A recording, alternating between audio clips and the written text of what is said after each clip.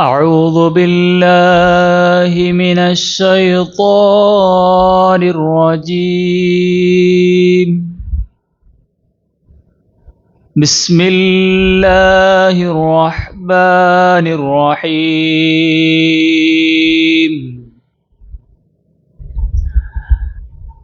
ألا إن أولياء الله لا خوف عليهم ولا هم يحزنون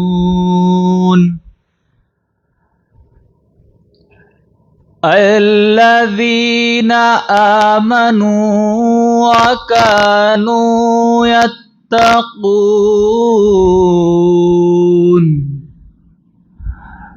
لهم البشرى في الحياة الدنيا وفي الآخرة لا تبديل لكلمات الله ذلك هو الفوز العظيم. ولا يحزنك قولهم إن العزة لله جميعا هو السميع العليم. ألا إن لله ما في السماوات وما في الأرض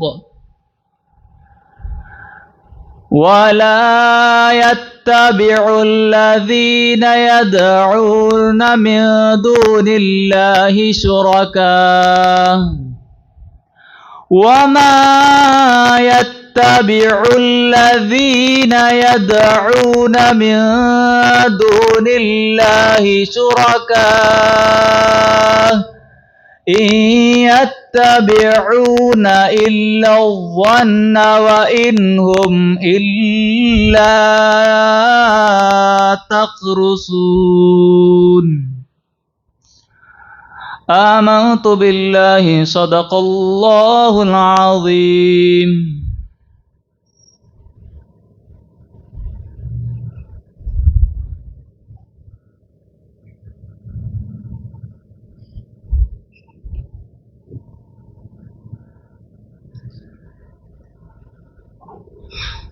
السلام علیکم ورحمۃ اللہ وبرکاتہ.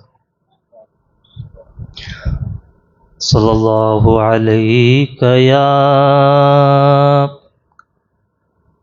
رسول اللہ وسلم علیک یا حبیب اللہ.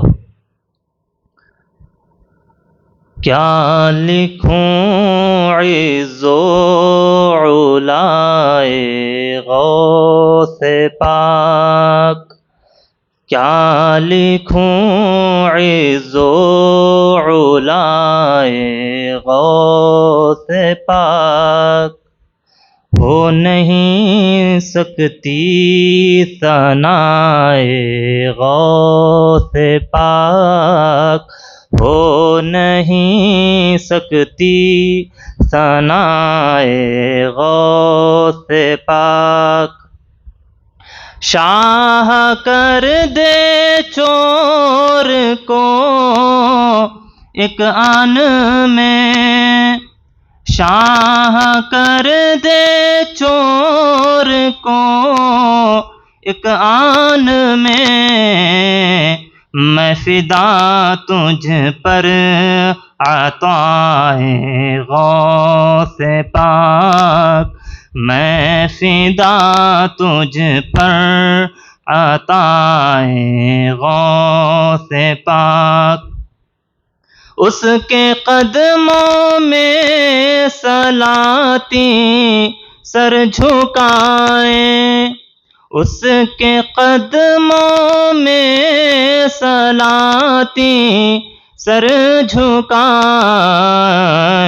اپنے سر پر لے جو پائے غوث پاک، اپنے سر پر لے جو پائے غوث پاک، سب کے پھیلے ہاتھ اس کے سامنے، سب کے پھیلے ہاتھ اس کے سامنے، ہو گئی جس پر عطائے غوث پاک، ہو گئی جس پر عطائے غوث پاک، ناز ہو گر زاہدوں کو زہد پر،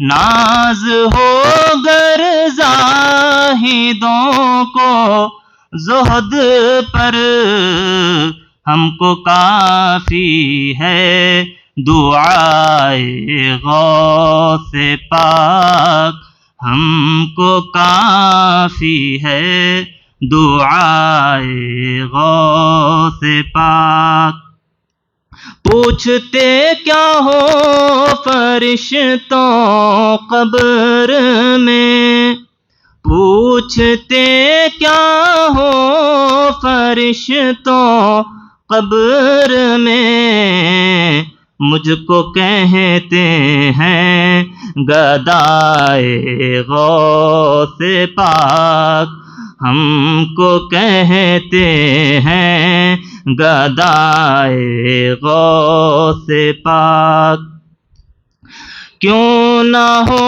محبوب سبحانی لقب، کیوں نہ ہو محبوب سبحانی لقب، ہے پسند حق ادائے غوث پاک، ہے پسند حق ادائے غوث پاک، اس رضا کا ہے جمیل قادری، اس رضا کا ہے جمیل قادری، ہے رضا جس کی رضائے غوث پاک، ہے رضا جس کی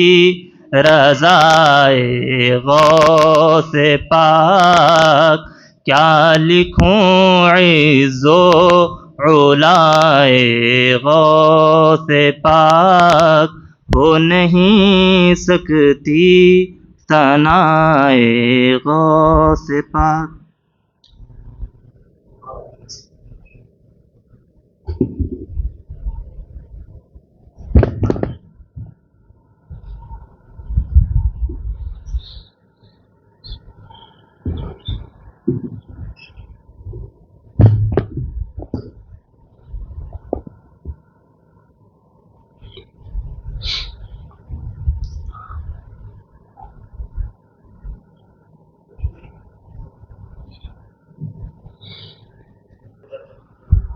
السلام علیکم ورحمۃ اللہ وبرکاتہ۔ الحمد للہ رب العالمین والعاقبۃ للمتقین والصلاة والسلام علی سید الانبیاء واشرف المرسلین وعلی آلہ الطیبین الطاہرین واصحابہ الاکرمین ومن تبعہم بإحسان الی یوم الدین، اما بعد، فاعوذ باللہ من الشیطان الرجیم، بسم اللہ الرحمن الرحیم، الا ان اولیاء اللہ لا خوف علیہم ولا هم يحزنون الذین آمنوا وکانوا یتقون لهم البشری فی الحیاۃ الدنیا وفی الآخرہ لا تبدیل لکلمات اللہ ذلک هو الفوز العظیم، صدق اللہ العظیم۔ قال اللہ تبارک و تعالی فی شان حبیبہ تعظیما و تکریما، ان اللہ و ملائکتہ یصلون علی النبی یا ایہا الذین آمنوا صلوا علیہ وسلموا تسلیما اللہم صلی علی سیدنا شفیعنا و نبینا و حبیبنا و مولانا محمد مبارک وسلم صلاۃ و سلام علیک یا رسول اللہ صلی اللہ تعالی علیہ وآلہ وسلم۔ معزز حاضرین کرام، اللہ رب العالمین کا بہت بڑا فضل و کرم ہے کہ آج ہم سب لوگ غوث الاغواث، قطب الاقطاب، سید الاسیاد، فرد الافراد، پیر پیراں، میر میراں، شاہ جیلاں، سیدنا شیخ عبد القادر جیلانی سرکار غوث اعظم رضی اللہ عنہ کا ذکر جمیل کرنے کے لیے جمع ہیں۔ دعا ہے کہ مولا تعالی ہماری اس محفل کو قبول فرمائے اور سرکار سیدنا غوث اعظم رضی اللہ عنہ کا خصوصی فیضان ہم سب کو عطا فرمائے، زندگی میں ان کی تعلیمات پر عمل پیرا ہونے کی توفیق عطا فرمائے اور آپ کی دستگیری کے طفیل ہمارا خاتمہ بالخیر فرمائے اور روز قیامت ان کے سچے غلاموں میں ہمارا شمار فرمائے اور ان کی شفاعت ہم سب کو نصیب فرمائے۔ معزز حاضرین کرام، قرآن مجید کی بہت ہی مشہور و معروف آیات کریمہ میں نے تلاوت کی ہیں۔ اللہ تبارک و تعالیٰ نے صاف صاف لفظوں میں ارشاد فرمایا ہے اور بڑے ہی نرالے انداز میں ارشاد فرمایا ہے کہ کسی کو کوئی اس فرمان کو سننے میں غفلت نہ ہو، اچھی طرح ہر کوئی سن لے، ہر کوئی سمجھ لے۔ اس لیے اللہ تبارک و تعالیٰ نے الا سے آیت کریمہ شروع فرمائی۔ عربی زبان میں الا کا معنی ہوتا ہے آگاہ ہو جاؤ، سنو، یعنی بیدار کرنے کے لیے، سننے والے کی دلچسپی کو بڑھانے کے لیے اور آگے جو بات آنے والی ہے اس کی جانب پوری طرح سے متوجہ کرنے کے لیے عربی زبان میں الا کہا جاتا ہے۔ تو اللہ تبارک و تعالیٰ نے الا سے اس آیت کریمہ کو شروع فرمایا، سنو، بے شک، پھر الا کے بعد بے شک بھی، یعنی آگے جو بات آنے والی ہے اس میں یوں بھی اللہ تعالیٰ کے کلام میں کوئی شک و شبہ نہیں ہے، لیکن یہ کلام اور بھی تاکید کے ساتھ انا اولیاء اللہ، بے شک اولیاء اللہ۔ تو یہ قرآن مجید کا اسلوب ہی بتا رہا ہے کہ اللہ والوں کا ذکر اللہ نے کس اہتمام سے فرمایا ہے قرآن مجید میں۔ تو سنو، آگاہ ہو جاؤ، بے شک اللہ کے جو ولی ہیں ان کو کسی طرح کا کوئی خوف نہیں ہوگا اور نہ ہی وہ رنجیدہ ہوں گے، یعنی آخرت میں انہیں خوف بھی نہیں ہوگا عذاب کا، کیونکہ انہوں نے اللہ کی مرضی کے مطابق دنیا میں زندگی گزاری ہے، تو انہیں عذاب کا خوف نہیں ہوگا، کیونکہ ان کا تو ایمان پختہ ہے کہ ان اللہ لا یضیع اجر المحسنین، کہ اللہ تبارک و تعالیٰ محسنین کا اجر ضائع نہیں فرماتا۔ تو انہوں نے احسان کے ساتھ، اخلاص کے ساتھ اللہ کی مرضی کے مطابق زندگی گزاری ہے، تو قیامت کے دن انہیں عذاب کا ڈر کیوں ہوگا، بلکہ اللہ کی رحمتوں کی امید ہوگی ان کو، تو انہیں خوف نہیں ہوگا عذاب جہنم کا، اور انہیں کوئی افسوس بھی نہیں ہوگا، کیونکہ قیامت میں افسوس اس بندے کو ہوگا جس نے دنیا میں اللہ کی مرضی کو چھوڑ کر اللہ کی نافرمانی کی ہوگی۔ جب اولیاء کرام نے اپنی زندگی میں ایک بھی نافرمانی نہیں کی تو انہیں افسوس بھی نہیں ہوگا دنیا کی زندگی پر۔ لا خوف علیہم ولا هم یحزنون۔ اب یہ اتنی بڑی بشارت کہ آگاہ ہو جاؤ، سنو، بے شک اولیاء اللہ کو قیامت جیسے عظیم دن میں بھی، ہولناک دن میں بھی کچھ خوف نہیں ہوگا، اور دنیا کی اتنی لمبی زندگی جو گزار کر وہ گئے ہیں اس میں بھی ان کا کوئی عمل ایسا نہیں ہوگا جس پر افسوس ہو۔ تو خود بخود اس آیت کو پڑھنے والے کے ذہن میں یہ سوال پیدا ہو جاتا ہے کہ آخر یہ اولیاء اللہ ہیں کون جن کا اتنا بڑا مرتبہ بیان کیا جا رہا ہے۔ تو آگے بیان ہوا الذین آمنوا وکانوا یتقون، یہ اولیاء اللہ وہ ہیں جو ایمان لائے، یعنی ایمان کامل، جیسا ایمان لانا چاہیے اللہ اس کے رسول کا جو حکم ہے ویسا ایمان، پختہ ایمان، مضبوط ایمان، مکمل ایمان، جو مکمل طور سے ایمان لائے، جن کا ایمان کامل و مکمل ہے، اور وَكَانُوا يَتَّقُونَ، اور انہوں نے تقوی اختیار کیا، اللہ سے ڈرتے رہے۔ تو ایمان والے اور تقوی والے، ایمان اور تقوی کہنے کے لیے صرف دو لفظ ہیں، لیکن ایمان لانا تو بہت آسان ہے۔ کوئی بھی کافر و مشرک ہے، یہودی و نصرانی ہے، بس کلمہ شہادت پڑھ لے وہ صاحب ایمان ہو گیا، لیکن وہ ادنا درجہ ہے، اور ایمان کا اعلیٰ درجہ وہ ہوگا کہ ایمان لانے کے بعد ایمان کے کسی تقاضے کو نہ چھوڑے، ایمان کے ہر تقاضے پر چلے، ایمان کے منافی کوئی کام نہ کرے، تو وہ کامل ایمان ہوگا۔ تو یہ اس طرح اولیاء کرام کا ایمان ہوتا ہے، اور پھر اس کے ساتھ تقوی ہوتا ہے ان کا، اور تقوی بھی معمولی درجے کا نہیں، انتہائی اعلیٰ درجے کا تقوی ہوتا ہے۔ اور ان کا تقوی اور ان کا ایمان پوری زندگی کامل بھی رہتا ہے، اور ان کا تقوی بھی پوری زندگی کامل رہتا ہے۔ دنیا کی ہماری جو اتنی بڑی زندگی ہے، اگر آدمی 14 سال میں بالغ ہو رہا ہے تو آپ اولیاء کرام کی زندگی دیکھیے، اولیاء کرام کی زندگی تو ایک حساب تو اس میں ہے نہیں، ایک عام حساب بھی لے کر چلیں گے تو 60 70 80 سال تو بالعموم ہوتی ہے۔ تو 14 15 سال کی عمر سے لے کر 60 70 80 سال تک جب تک بھی زندگی رہی، یہ جو 50 60 سال 55 65 سال ایک لمحے کے لیے بھی ایمان کمزور نہ ہو، ایک لمحے کے لیے بھی اللہ کے حکم کی خلاف ورزی نہ ہو، کیا یہ کم معمولی بات ہے؟ کبھی نہ کبھی انسان پھسل جاتا ہے، کہیں نہ کہیں اس کا ایمان تھوڑی دیر کے لیے کمزور پڑ جاتا ہے، لیکن مسلسل پوری زندگی ایمان کو بھی مضبوطی سے قائم رکھنا اور اللہ کی فرما برداری پر ایسا جمے رہنا کہ زمانہ بدلے، حالات بدلے، افراد بدلے، صحبتیں بدلے، موسم بدلے، کچھ بھی ہو جائے، 50 60 سال تک ایک لمحے کے لیے بھی اللہ کے حکم کی خلاف ورزی نہ ہونا، کیا یہ کم معمولی بات ہے؟ تقوی صرف یہ نہیں ہے کہ 5 وقت کی نماز پڑھ لے آدمی، باقی وقتوں میں تسبیح پھرا لے، تھوڑا بہت کبھی تہجد پڑھ لے، قرآن کی تلاوت کر لے، کسی کو گالی نہ دے، جھوٹ نہ بولے، کسی پر ظلم نہ کرے، اتنا ہی صرف تقوی نہیں ہے۔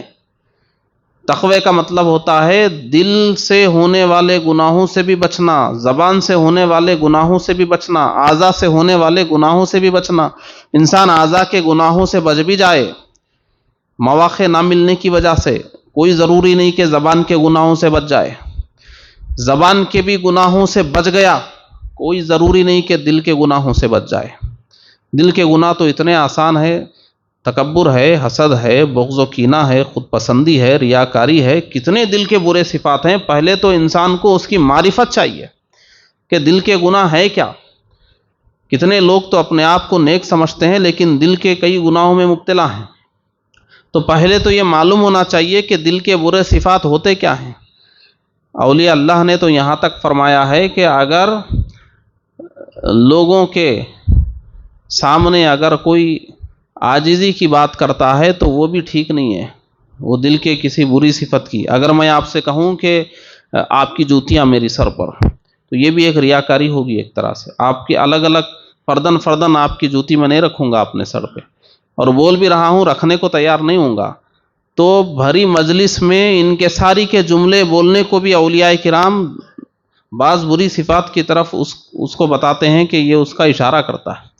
اتنی باریک ہیں دل کے گناہ، اتنے باریک ہیں، لوگوں کو احساس نہیں ہوتا۔ تو دل کے گناہوں سے پوری زندگی بچنا، کتنے تکبر کے موقع آئیں گے، کتنے حسد کے موقع آئیں گے، کتنے خود پسندی کے موقع آئیں گے، کتنے ریاکاری کے موقع آئیں گے، ان سارے موقعوں سے بچ کر نکل جانا، جبکہ انسان کمزور ہے، شیطان اس کے پیچھے لگا ہوا ہے۔ لیکن یہ اولیاء اللہ وہ ہیں جو ان سارے مواقع سے بچ کر نکل جاتے ہیں، دل کے کسی گناہ میں مبتلا نہیں ہوتے، زبان کے کسی گناہ میں مبتلا نہیں ہوتے، اعضاء کے کسی گناہ میں مبتلا نہیں ہوتے۔ اور گناہ میں حرام میں مبتلا ہونا تو دور کی بات ہے، اگر مکروہ بھی ہے، مکروہ بھی دور کی بات ہے، اگر جائز بھی ہے لیکن وہ ایسا جائز ہے جو ناجائز تک لے جاتا ہے، تو ایسے جائز سے بھی وہ پرہیز کرتے ہیں۔ اور ان کا بنیادی نقطہ نظر ہی یہ ہوتا ہے کہ جائز چیزوں میں بھی بہت دور تک نہیں جانا ہے، ایک حد بنا کر رکھتے ہیں۔ تو آپ سوچئے 60-70 سال یا پوری زندگی دل کے ہر گناہ سے بچنا، زبان کے ہر گناہ سے بچنا، اعضاء کے ہر گناہ سے بچنا، یہ کوئی کم بڑا کارنامہ ہے؟ جو پوری زندگی ان سے بچتے ہیں انہی کو قرآن مجید نے اولیاء اللہ کہا ہے۔ تب جا کر ان کے لیے قرآن میں اللہ نے اتنا اہتمام فرمایا ہے اور ان کے لیے آخرت میں خوف نہ ہونے کی بشارت دی، رنجیدگی نہ ہونے کی بشارت دی، پھر اس کے بعد ان کا تعارف کرایا۔ اور آگے کیا فرمایا اللہ تبارک و تعالیٰ نے؟ لہم البشریٰ فی الحیات الدنیا وفی الآخرہ، ان کے لیے دنیا میں بھی بشارت ہے، آخرت میں بھی بشارت ہے۔ ایسا نہیں کہ اولیاء اللہ کی دنیا ان کی تباہ ہو جاتی ہے۔ ولی بننے کا مطلب یہ نہیں کہ دنیا کو قربان کر کے، دنیا قربان کرنے کا مطلب ہماری نظر میں وہ قربان ہے، ان کو جو مزہ آ رہا ہے دنیا میں وہی بہتر جانتے ہیں۔ ہماری نظر میں وہ مصیبتوں میں ہے، لیکن وہ مصیبتوں میں ہی کیا مزہ لے رہے ہیں ہم اس کو نہیں جان سکتے، ہم تو ظاہر پر جاتے ہیں۔ دنیا میں بھی ان کے لیے بشارت ہے، اور دنیا میں ان کے لیے کیسی بشارت ہے؟ آپ ان کی زندگیوں کو پڑھیں گے، خود سرکار غوث اعظم کی زندگی کو دیکھیے، امام الاولیاء ہیں، سلطان الاتقیاء ہیں، اور مرغ کا گوشت بھی تناول فرما رہے ہیں۔ امام الاولیاء ہے، بہترین کھانا بھی تناول فرما رہے ہیں۔ امام الاولیاء ہے، بہترین لباس بھی پہن رہے ہیں۔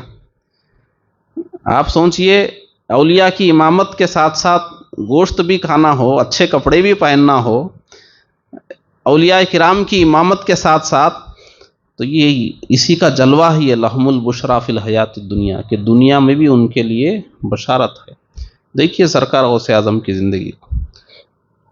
لیکن یہ بھی سچائی ہے کہ سرکار غوث اعظم رضی اللہ عنہ نے عراق کے جنگلوں میں 25 سال فاقے فرمانے کے بعد مرغ کا گوشت تناول فرمایا ہے۔ ایسا نہیں کہ ساری زندگی یہی چلتا رہا، ساری زندگی اچھا لباس ہی زیبتاً فرماتے رہے۔ سرکار غوث اعظم کی آپ زندگی پڑھیں گے، بہت قربانیاں ہیں، تھوڑی قربانیاں نہیں ہیں، بہت قربانیاں۔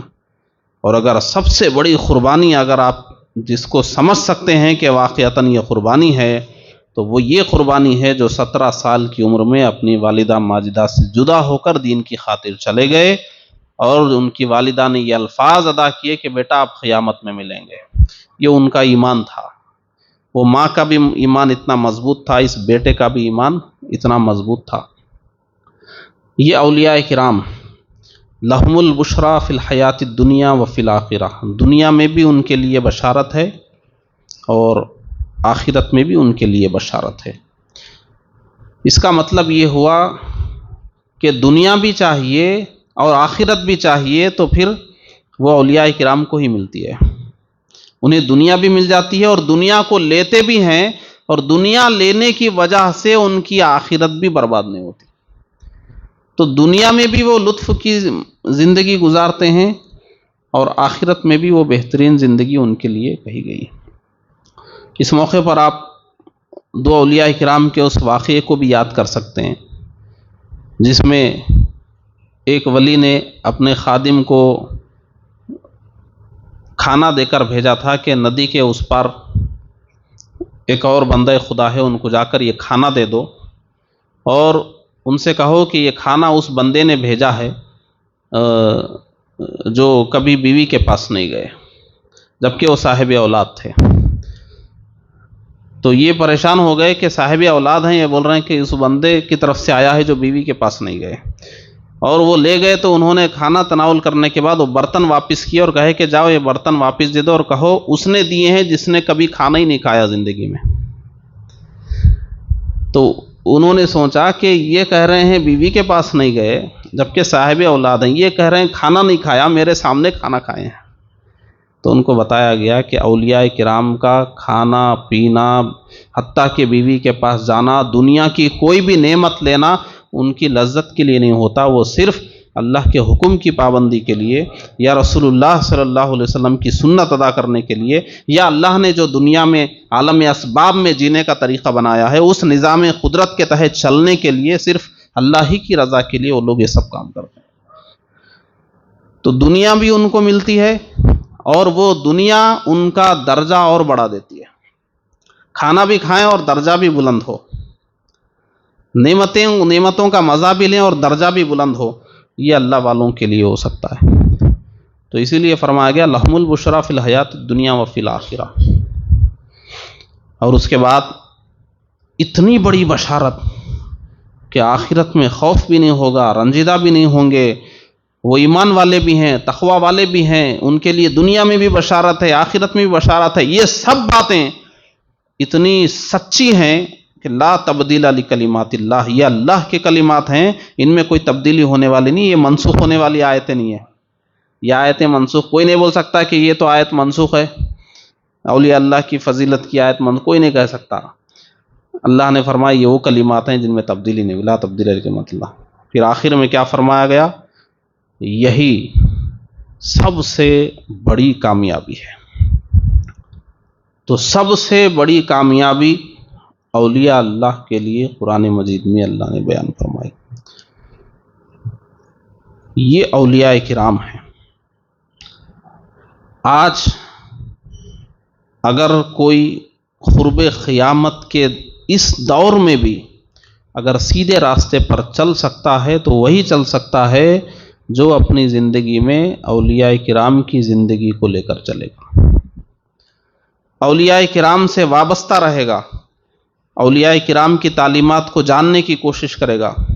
آج اولیاء کرام کی محفلیں صرف دعائیں کرنے کے لیے کہ ان دعاؤں میں مصیبتوں سے چھٹکارا مانگ لیں گے، گھر کی برکت مانگ لیں گے، بچوں کی کمائی مانگ لیں گے، بڑوں کی صحت مانگ لیں گے، دولت مانگ لیں گے، شہرت مانگ لیں گے، اپنی ضروریات زندگی مانگنے کی غرض سے محفل کی جا رہی ہے۔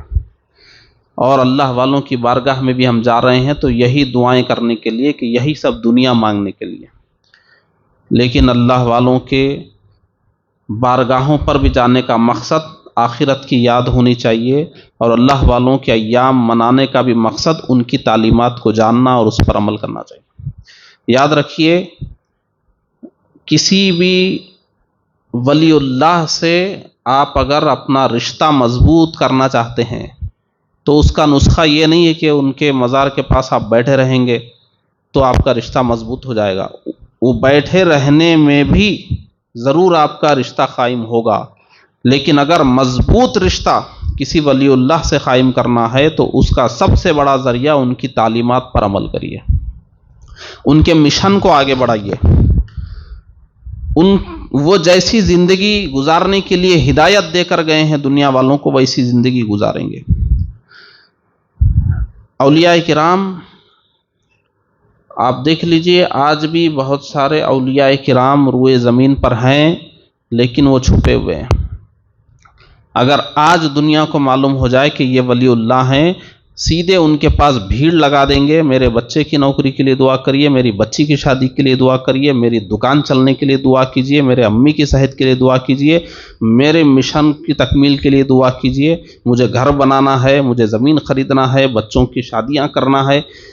کوئی اگر ولی اللہ مل جائیں تو ان کے پاس یہی مانگنے والوں کی بھیڑ لگے گی، کم ہی لوگ وہ ہوں گے جو اپنی آخرت بنانے کے لیے ان کے پاس جائیں گے۔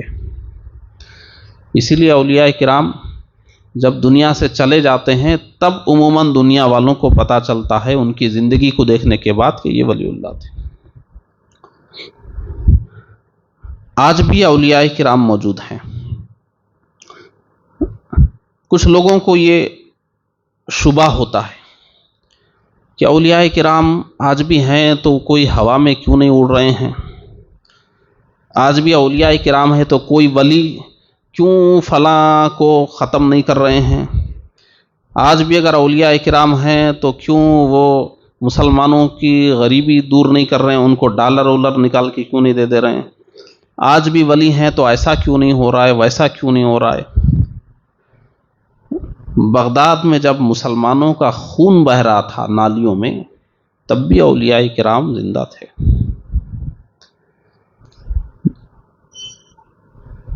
ہوتا یہ ہے، لوگ اس طرح کی بات کیوں کرتے ہیں؟ کیونکہ لوگ سوال یہ کرتے ہیں کہ جب اولیاء ہیں تو کرامت کیوں نہیں دکھا رہے ہیں؟ ایک شبہ ہے ان کا، جبکہ سچائی کو اس نظر سے نہیں دیکھنا چاہیے۔ پچھلے زمانوں میں بھی جو اولیاء کرام تھے تو کوئی ان کا یہ کام نہیں تھا کہ بیٹھے ہوئے ہیں، کوئی آیا یہ کرامت دکھائیے تو دکھا دیے، وہ کرامت کوئی ان کا ٹائم ٹیبل نہیں تھا کہ یہ 3 گھنٹے کرامت دکھانے کے ہیں، یا فجر سے ظہر تک کرامت دکھانے کے ہیں، یا عصر سے مغرب کرامت دکھانے کے ہیں۔ ایسا کوئی پروگرام نہیں تھا ان کا کرامت دکھانے کا۔ نہ کوئی ولی اپنی زندگی میں کرامتیں ہی دکھاتے چلے گئے، ایسا نہیں ہوا، بلکہ ولی اپنی زندگی میں کبھی کبھی کرامتیں ظاہر ان سے ہو جاتی تھی، وہ ظاہر فرما دیتے تھے۔ لیکن کیا ہوا، یہ ذہنوں میں کیوں سوال پیدا ہوا اس کو سمجھیے۔ عموماً اولیاء کرام کی جو سیرت محفوظ کی گئی، ہزاروں اولیاء کرام کی سیرت محفوظ کر دی گئی۔ اب ایک فرقہ کرامت کا منکر پیدا ہو گیا، جو ایک فرقہ قدیم زمانے میں کرامت کا منکر پیدا ہو گیا۔ اب کرامت کا منکر پیدا ہوا تو کرامت کو ثابت کرنے کے لیے کرامت کا ذکر کرنا ضروری ہے، تو یوں کرامت کا چرچا شروع ہو گیا۔ اور کرامت ہے بھی ایک دلچسپ چیز، تو یوں بھی وہ زیادہ سننے کے لوگوں کی دلچسپی ہوتی ہے۔ اس کے بعد اب اتنے اولیاء کرام کی زندگی محفوظ ہوئی، ہر ولی کی زندگی میں اگر چند کرامتیں بھی ہے، ہزاروں لاکھوں اولیاء کی مل کر کتنی کرامتیں ہو گئی۔ اب بیان کرنے والے بھی کرامتوں کو لے کر بیان کر رہے ہیں، تو ایک ایسا سمجھ میں آ رہا ہے کہ اولیاء کرام مطلب صرف ان کا کام ہی کرامت دکھانا تھا۔ ایسا ایک ماحول بیانات سننے کے بعد لوگ، اب دیکھیے سرکار غوث اعظم کی زندگی میں اتنا کچھ ہے بیان کرنے کے لیے، مگر صرف کرامت ہی بیان کرتے ہیں۔ ایسا لگتا ہے کہ سرکار غوث اعظم نے صرف کرامتیں دکھائی ہیں۔ تو اس طرح لوگوں کے ذہنوں میں پیدا ہوا کہ بھئی اتنی کرامتیں صحابہ کرام کی کیوں نہیں ہیں، اتنی کرامتیں اولیاء کرام کی کیوں؟ اس میں بھی یہ ہے کہ یقیناً اولیاء کرام سے کرامتوں کا ظہور بہت ہوا ہے۔ دراصل یہ جو امت ہے، یہ امت اب آخری نبی کو، ہمارے پیارے آقا صلی اللہ علیہ وسلم کو 1400 سال ہو گئے، آگے اور قیامت تک اس امت کو چلنا ہے۔ ظاہر سی بات ہے، حالات ایک نہیں رہیں گے، افراد ایک نہیں رہیں گے، زمانہ بدلے گا، تہذیبیں بدلے گی، زبانیں بدلے گی، کیسی کیسی قومیں اسلام میں داخل ہوں گی۔ صحابہ کرام نے جو اسلام کو غالب کیا، انہوں نے کرامتیں دکھا کر نہیں، بلکہ عالم اسباب میں خود ہمارے نبی نے جو عرب میں اسلام کو غالب کیا، معجزات دکھا کر غالب نہیں کیا۔ غزوہ بدر میں حضور نے یوں اشارہ کیا اور پورے 1000 کی گردنیں نہیں کٹ گیا، ایسا نہیں غزوہ بدر میں فتح ہوئی، بلکہ 313 آئے تھے اور حضور نے رو رو کر دعائیں فرمائی تھی، اور اس کے بعد فرشتے بھی آئے تھے۔ تو فرشتوں کی بنیاد پہ ایسا نہیں کہ صحابہ نے نہیں جنگ کی، بس فرشتوں کی وجہ، فرشتوں سے ہی ہلاک کرنا ہوتا تو 5000 فرشتوں کی ضرورت نہیں تھی۔ وہ فرشتے حوصلہ افزائی کے لیے تھے صحابہ کرام کے، اس میں سے کچھ نے قتال بھی کیا، یہ بھی ثابت ہے، لیکن پوری جنگ فرشتوں نے نہیں لڑی ہے، صحابہ نے لڑی ہے۔ عالم اسباب میں، دنیا میں جو سسٹم ہے، عالم اسباب میں اسباب سے ہر چیز ہوتی ہے، تو اللہ کے رسول نے اسباب کو استعمال کر کے اسلام کو غالب کر کے دکھایا کہ کسی زمانے میں کوئی یہ نہ کہے کہ نبی نے معجزات کی بنیاد پہ اسلام کو غالب کر دیا، اب تو معجزات نہیں ہے، اسلام غالب کیسے ہوگا؟ تو نبی نے کوششوں سے اسلام کو غالب کیا اور امت کو سبق دیا کہ تم بھی کوششوں سے اسلام کو غالب کرو۔ صحابہ کا زمانہ بھی وہ ظاہری اسباب کو کام میں لانے کا زمانہ تھا، اسی ذریعے لایا گیا۔ بعد میں جب 2 صدی 3 صدی کے بعد، تیسری صدی میں، چوتھی صدی میں، 5ویں، جب اولیاء کرام کا زمانہ آیا، اس وقت اسلام دنیا کے کونے کونوں میں جا چکا تھا۔ خود یہ ہندوستان میں اسلام آ گیا تھا، ادھر افریقی ممالک میں چلا گیا، ادھر ایران کے کن علاقوں میں گیا، دنیا میں کیسی کیسی جگہوں پر گیا، کیسی کیسی قومیں تھیں، کیا کیا تھا. اور اللہ کا یہ طریقہ ہی ہے کہ راہ حق پر لانے کے لیے، لوگوں کو متاثر کرنے کے لیے ہی اللہ تعالیٰ معجزے عطا فرماتا ہے. تو معجزے ہوتے ہی ہیں متاثر کرنے کے لیے. تو جس مقصد سے اللہ نے نبیوں کو معجزے دیے، اسی مقصد سے اولیاء کرام کو بھی معجزات دیے گئے، اور اولیاء کرام نے پھر معجزات. تو معجزات حالات کے تقاضے میں وجود میں آ گئے. جیسے سرکار غریب نواز یہاں تشریف لائے، کسی جادوگر سے سابقہ پڑا تو اس سلسلے میں کوئی کرامت آپ کی ظاہر ہو گئی. تو جو ولی جس طرح جدھر چلے گئے، جیسے حالات اسلام کی تبلیغ کے لیے پیش آئے، اس قسم کی کرامتیں ان سے ہوئی.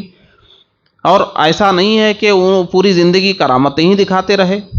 انہوں نے کسی علاقے کو میں اسلام کی تبلیغ کے لیے آئے تو کبھی کبھی ان سے کرامتیں صادر ہوئی، اس کو محفوظ کر لیا گیا. اس طرح اولیاء کی کثرت ہوئی تو کرامتیں بھی کثرت سے جمع ہو گئی. ایسا نہیں کہ ساری کرامتیں چند اولیاء نے ہی وہ دکھائی ہیں. تو یہ سب سوالات کو بہت گہرائی سے سمجھنا چاہیے، اور کسی کو بھی نہ اولیاء کرام کا منکر ہونا چاہیے، نہ اولیاء کرام کی کرامتوں کا منکر ہونا چاہیے، بلکہ دیکھنا چاہیے کہ یہ 14 صدیوں کا سفر چلا آ رہا ہے، اور ان 14 صدیوں میں پوری دنیا میں اولیاء کرام پھیلے ہوئے ہیں، اور ان کی زندگیوں کو محفوظ کیا گیا ہے. اور ان کی زندگیوں کو محفوظ کرنے کے بعد ان کی کرامتوں کو بھی جب محفوظ کیا گیا تو پھر وہ کرامتیں وہ تھیں جو اسلام کی تبلیغ اور ارشاد کے لیے انہوں نے موقع بموقع دکھائی ہیں. تو ان کو دراصل یہ اللہ کے رسول کے ایسے نائب ہیں کہ جو اللہ کے رسول کے دین کو پھیلانے کے لیے دنیا میں بھیجے گئے ہیں. جب بھیجے گئے ہیں تو ان کو نبی کو معجزہ دیا گیا تو ان کو کرامت دی گئی، اور ان کی کرامت بھی گویا نبی کے معجزے میں شمار ہوتی ہے کہ ان کو کرامت کی صلاحیت ملی ہے نبی پر ایمان لانے کی وجہ سے. نبی کے لائے ہوئے دین پر چلنے کی وجہ سے کرامت کی قابلیت ان کے اندر آئی. تو گویا ان کا پورا وجود اور ان کا ایمان، ان کا تقوی، ان کی پرہیزگاری اور ان کا صاحب کرامت ہونا، یہ سب کے سب ہمارے پیارے آقا صلی اللہ علیہ وسلم کے کمال اور خوبیوں میں شمار ہوتا ہے. اور آج بھی آپ دیکھ لیجئے، آج بھی اگر ان اولیاء کرام کی زندگیوں میں کیا طاقت تھی، اگر آپ اس کو سمجھنا چاہتے ہیں تو آپ آج بھی ہمارے علماء کرام فرماتے ہیں کہ یہ اولیاء کرام کی زندگی کو آپ پڑھیے، ان کی کتابوں کو پڑھیے، ان کے ملفوظات کو پڑھیے، ان کی باتوں کو پڑھیے. پڑھنے کے بعد آپ کو اس دنیا کی حقیقت سمجھ میں آئے گی، اور اس کے بعد آپ جو کام کریں گے آج کے زمانے میں بھی وہ کرامت سے کم نہیں ہوں گے. معلوم ہے آج کے زمانے میں بھی کرامتیں ہیں، آج کے زمانے میں بھی جو اولیاء کرام ہیں ان کی کرامتیں ہیں، لیکن لوگ غور نہیں کرتے. آج کے زمانے میں بھی کیا 5 وقت پابندی سے نماز پڑھنا کوئی کرامت نہیں ہے؟ اگر روئے زمین پر کوئی ایسی شخصیت آج بھی ہو کہ جن کی پوری زندگی میں ایک بھی نماز نہ چھوٹی ہو تو یہ کیا کم بڑی کرامت ہے؟ اگر آج بھی روئے زمین پر ایسے اکابر موجود ہوں کہ ان کی پوری زندگی قرآن و حدیث پڑھتے ہوئے، قال اللہ اور قال الرسول پڑھتے ہوئے، اولیاء کی زندگی پڑھتے ہوئے گزری ہے، تو کیا یہ کم بڑی کرامت ہے؟ اتنے فتنوں کے دور میں بھی یہ جو دور چل رہا ہے یہ علم کا اور نالج کا، یعنی دنیا کے ہر شخص کو اس وقت ایک شعور آ رہا ہے کہ علم حاصل کرنا چاہیے، نالج حاصل کرنا چاہیے، پڑھنا چاہیے. ایسے دور میں جبکہ ہر شخص دنیا کو پڑھنے کے پیچھے، دنیا کی تعلیم کے پیچھے بھاگ رہا ہے، آج بھی اگر روئے زمین پر ایسے لوگ موجود ہیں جن کے دن اور رات قرآن و حدیث پڑھتے ہوئے، دین پڑھتے ہوئے گزرتے ہیں، اور دین کو انہوں نے اپنے سینے میں جمع کر کے رکھا ہے، تو کیا یہ کم بڑی کرامت ہے؟ تو ہر دور کے لحاظ سے کرامتیں ہوتی ہیں. آج جو اولیاء کرام کا ہم تذکرہ کر رہے ہیں، بالخصوص سلطان الواعظین سرکار سیدنا غوث اعظم رضی اللہ عنہ کا تذکرہ کر رہے ہیں، اس تذکرہ کا مقصد صرف ایک ہی ہے کہ ہم ان کے سچے غلام بن سکیں، ہم اس قابل بن سکیں کہ زندگی میں ان کی نظر کا فیضان ہم کو ملے، دنیا سے جاتے وقت ان کی دستگیری ہم کو ملے، آخرت میں ان کی شفاعتیں ہم کو ملے۔ اگر کوئی یہاں سے لے کر کئی ملکوں کا سفر کر کے سرکار غوث اعظم کی بارگاہ میں حاضری دینے کے لیے بھی جا رہے ہیں، تو ان کا بھی مقصد یہی ہونا چاہیے کہ ہم صرف اپنی آخرت بنانے کے لیے سرکار غوث اعظم کی بارگاہ میں جا رہے ہیں۔ اگر دنیا ہی سب کچھ ہوتی تو ان اولیاء کرام کے ہوتے ہوئے کسی مسلمان کی دنیا برباد نہیں ہوتی۔ اگر دنیا ہی سب کچھ ہوتا تو عراق آج برباد نہیں ہوا ہوتا۔ دنیا کی حیثیت مکھی کے پر کے برابر بھی نہیں ہے۔ آج بہت سارے منکرین کہتے ہیں عراق کو غوث اعظم نے کیوں نہیں بچایا؟ عراق کی حیثیت ہی کیا ہے غوث اعظم کی نظر میں جو بچائیں گے؟ اللہ نے تو فرما دیا کہ دنیا کی مثال ایک مکھی کے پر کے بھی برابر نہیں ہے۔ چلیے یہ سوال غوث اعظم کے تعلق سے ہی کیوں؟ یہ سوال تو اللہ کے تعلق سے بھی کوئی غیر مسلم کر سکتا ہے۔ تم اللہ کو مانتے ہو تو اللہ نے کیوں نہیں بچایا؟ کون ہے عراق میں؟ اللہ کو ماننے والے تو ہیں، کوئی پوجا پاٹ کرنے والے تو نہیں ہیں۔ کوئی پوجا پاٹ کرنے والا ہی پوچھ لے آپ سے کہ اللہ نے کیوں نہیں بچایا عراق کو، اللہ نے کیوں نہیں بچایا شام کو، اللہ نے کیوں نہیں بچایا فلسطین کو؟ کوئی یہ سوال کرے گا، اس کو آپ جو جواب دیں گے ہم بھی آپ کے سوال کا وہی جواب دیں گے جو غوث اعظم نے عراق کیوں نہیں بچایا۔ تو کسی بھی مسلمان کے لیے دنیا اہم ہوتی تو یہ اولیاء کرام پھر آج جو کچھ دنیا میں ہو رہا ہے وہ سوال کرنے کا حق بنتا تھا کہ آج مسلمان مارا جا رہا ہے، کاٹا جا رہا ہے، اولیاء کرام کرامت کیوں نہیں دکھا رہے ہیں؟ یہ سوال آپ کر سکتے ہیں کہ اللہ تعالیٰ اپنی قدرت کیوں نہیں دکھا رہا ہے؟ آپ کا سوال یہاں تک جائے گا۔ آپ سے سیکھ کر کوئی اللہ کا منکر یہ سوال کرے گا، کوئی ملحد یہ سوال کرے گا۔ اب یہ سب ملحد ہیں جو مسلمانوں کو مار کاٹ رہے ہیں، سب ملحد ہیں، یہودیت پر کوئی قائم نہیں ہے، تورات کی تعلیمات پر کوئی قائم نہیں ہے، اہل کتاب نہیں رہے، سب ملحد ہیں یہ بھی۔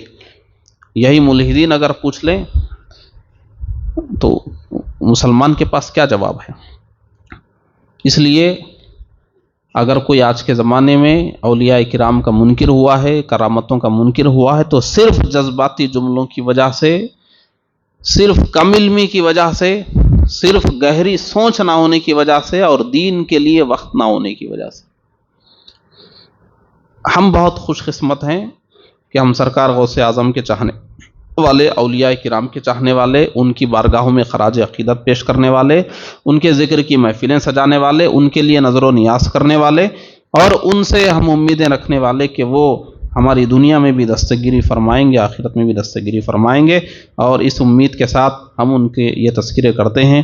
اللہ تبارک و تعالی ہم سب کو صحیح معنوں میں ان کا سچا غلام بننے کی توفیق عطا فرمائے، اور ان کی تعلیمات پر ہم سب کو عمل کرنے کی توفیق عطا فرمائے، اور ہم سب کا خاتمہ بالخیر فرمائے، اور روز قیامت ان کی شفاعتیں اور ان کی صحبتیں عطا فرمائے۔ السلام علیکم ورحمۃ اللہ وبرکاتہ۔